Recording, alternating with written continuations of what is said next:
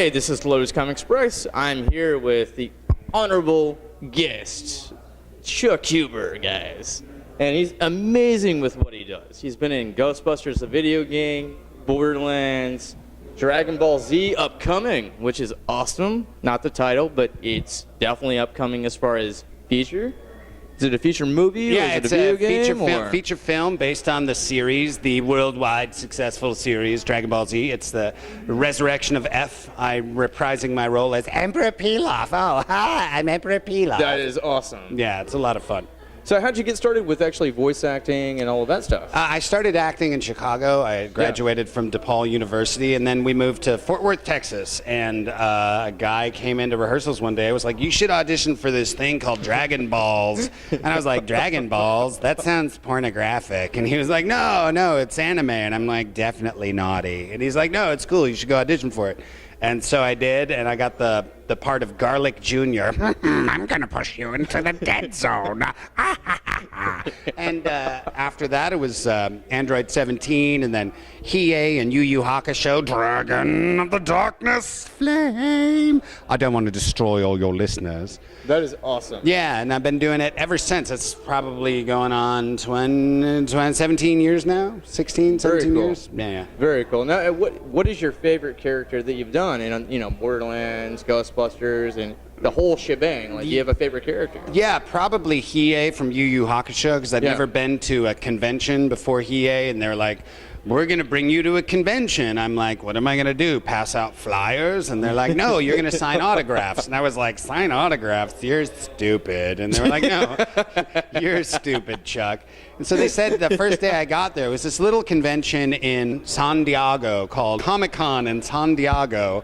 So tiny convention. And they said, you're going to sign autographs for 4 hours, and I honestly thought they were crazy and didn't know what they were talking about. And then they sat me down, and there was a line that stretched all the way around like the whole dealer's hall, and they were like, that's your line. And I was like, what just happened to my life? I don't understand, because I wasn't, like, the moment before I saw that line, I had no autographs. I went from signing no autographs to signing autographs for 4 hours straight. So what'd you think of that? It was awesome. I realized, first 7 minutes were a little scary with,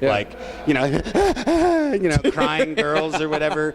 And I was like, why are you crying? Stop. And they were, then I realized it was just like all my friends from high school, similar crowd of people. And then I got it, because, like, we get to be the three-dimensional representation of their two-dimensional sort of heroes or the characters that they love. So they can't love the two-dimensional creatures, so they got to, give that love somewhere, and we get to be the recipients of it. So it's kind of awesome. That's cool. I mean, so, like, growing up, were you into music and art and all of that stuff? Or you just kind of, like, just maybe fell into it? I was always an actor. I was always acting as a child. My brothers and I were always doing, you're doing crazy dialects at the table, seeing who's got the best Irish dialect around the table. I always like to travel British, because people treat you much nicer when you're British. Recently, I played a Russian villain in a movie called Amerigeddon, directed by Chuck Norris's son. It's coming out in September, I think. So Russian is not the one I like to do. I like to be a Russian person. So the dialects and stuff was always fun for me. So I just enjoy it. So what did you think about, actually working in the movie with the production side of Tom Hanks? Tom Hanks produced a movie called Parkland, and my scene was with Paul Giamatti, and he was kind of a hero of mine, so I was nervous going into it. But then you start reading the scene, and you realize, even famous people are just actors, At heart, they just want to be good actors. So then it was like, we're just two actors reading a scene, and so then it was cool. So I kind of started in the stagecraft area, and then kind of moved my way up from stagecraft to acting, and look at that. We've gone in and out all day long, so there's all these flies around here, and it's amazingly annoying. So I've been working all weekend, so I stink. Smell I'm trying to keep a straight face here, guys, but he is. Smell it right now. Go ahead, smell it. You're welcome. I'm trying to keep a strate face here, guys. You're welcome. Mr. Huber is amazing. So working with Paul Giamatti, how was that experience, though? I mean, it was amazing. One of my favorites. Yeah, he was an incredible actor. My favorite part was we started rehearsing the scene, and he sort of had an idea about the scene, and I was like, my idea is the opposite of that idea. And he was like, oh, that's great, that's much better, that's more specific. And I was like, Paul Giamatti just said my acting idea was good. I mean, you worked with Rhino himself, from Spider-Man. That's pretty amazing. Oh, gosh. gosh, that's right. Yeah. I mean, Never even thought about that. Yeah. I mean, Wow. I'm a huge Spider-Man buff myself. Okay. As well as, obviously, the Batman. Have you played Arkham Asylum? Have you played Arkham yet? Absolutely. You busted it open? Absolutely. We're playing that right now.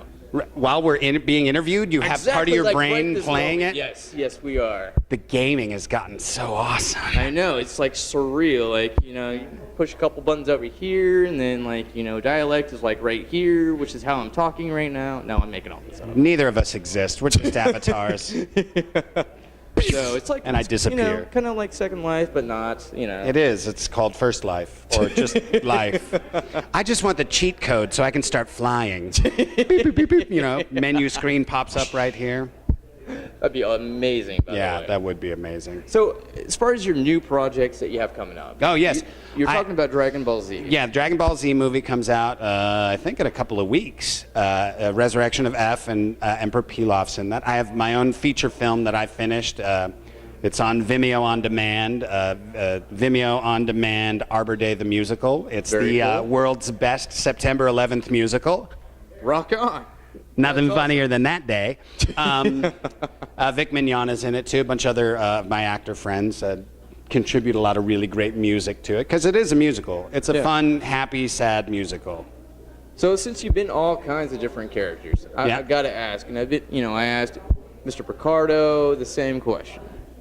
If you had a favorite superpower and you actually had the superpower, what would it be? I would be able to transport anywhere on the earth. I'd be like a jumper. Just like, A jumper, eh? yeah, because especially that It's very would be- Nightcrawler there. Very Yeah. Nightcrawler kind of X-Men kind of stuff. Yeah, but I'd be able to jump, like super, like all over the. Yeah. That's what I do because like in this business, that would be really, and just in life in general, it'd be like, oh, I've got to go to the bank.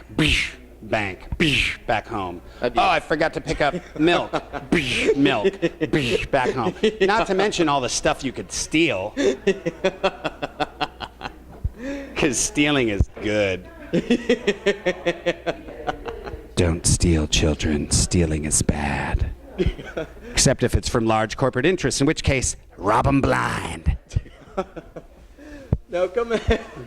In that sense, I'm very much my exposure here, guys. I'm in favor of the Joker's mentality. Using chaos and being a jumper would be horrible. No. That'd be amazingly awesome. Yes, in it'd a be horrible. way. Yes, You know. destroy things. Mm-hmm. You'd be like, lions are free from the zoo. Ha ha. He's very right. I am. We've been a huge fan of what you do for quite some time. Thank you. And I really hope that I wish you all of the success in the future for you. Thank you. I mean, I'm a little nervous because, we've seen you in Borderlands, Ghostbusters.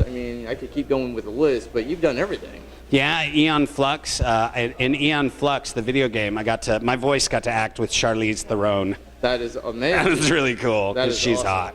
Totally hot. With any of all of the new projects that you have come to fruition, what's the newest project aside for Dragon Ball Z that you're working on? Is there anything else you're working on that's real prevalent right now? Yeah, I contributed voices to Tokyo Ghoul, and there's Soul Eater Not just came out, which I reprised my role as Dr. Stein in that. Other than that, the other stuff I can't talk about because it's super secret. Not a problem. Well, anything you can talk about is why we're here. So Yeah, that's true. Mr. Huber, I want to say it was a great honor. Thank you. Being on our show, being here at the con. Yes. And last but not least, Okay. with SoonerCon, your weekend, and all of that stuff, how did you enjoy the weekend? I have to say, SoonerCon this is one of my favorite types of convention, and Yes, of sir. the types, it is one of my favorites because it's a mixture of genres. It's not just anime, it's not Right. just Comic-Con, it's a good mixture of both, but it's also small and sort of more adultish.